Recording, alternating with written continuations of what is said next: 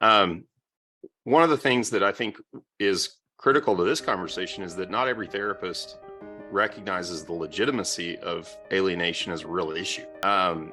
And that's a kind of an overarching theme to the whole topic, is whether or not the professional recognizes it as a legitimate issue. The next issue that I've seen is that therapists by their nature are bent toward validating the child's statements, and Mhm. they're there to validate and to address whatever the child is expressing. They take and they'll tell you on under oath, I'm not there to question what the child is telling me.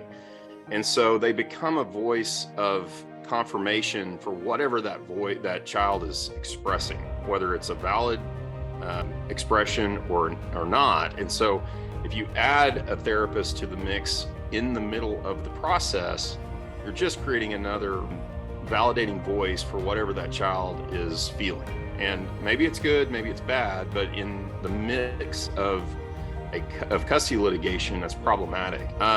Therapists rarely appear neutral. One of the problems that I run into time and time and time again is by the time you're getting a child to a therapist, more times than not, one parent has exhibited control over that child in the litigation. Whether they've been given custody in the case or not, they're the ones who are going to take that child to therapy.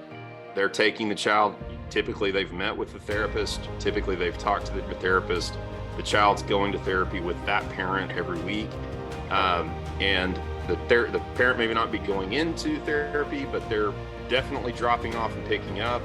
And so as far as that child is concerned, that therapist and mom or dad are in concert with one another, and it creates another validating point. And so neutrality is critical in that process, and it's rare that it's ever followed. I mean, it's rare that you see a therapist who in the middle of a custody litigation says, I want mom to bring one day and dad to bring the other, and that's the way it's going to be.